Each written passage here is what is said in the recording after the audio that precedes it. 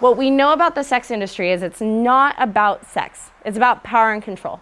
They aren't discussing spreadsheets or accounting ledgers at the Wauna Credit Learning Center in Clatsop County. So you have your gorilla pimping and you have your finesse pimping. Instead, this group of branch managers representing 7 Wauna Credit Union locations all across the area are getting a much more important lesson. They're learning how to spot the signs of human trafficking. There's literally a science between behind breaking someone. And when I say breaking, it's breaking someone into the life.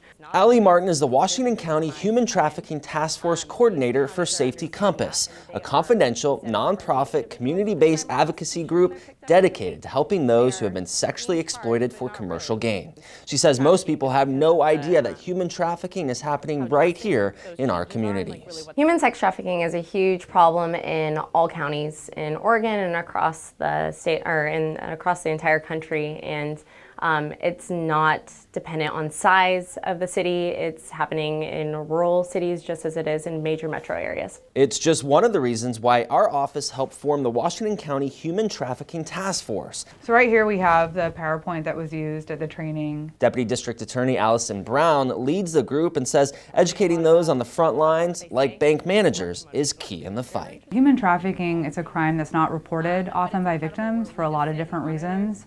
So to have people on the front lines that may come into contact with victims and be willing to report what's going on so they can help these victims is one of the reasons it's so important to train some of these people on the front lines. Brown helped organize this training. She says it's vital for everyone to know what signs to watch for and to speak up if they suspect something isn't right. If you're uncomfortable calling 911, maybe call non-emergency and just to have a report. Worst case scenario, there is nothing there and you can just go home knowing that you've done the right thing. Best case scenario, there is something there and you're going to help potentially catch a criminal or protect a victim. Sarah Jones is a compliance specialist for the credit union. She recently learned about this issue after attending an industry conference and wanted to help.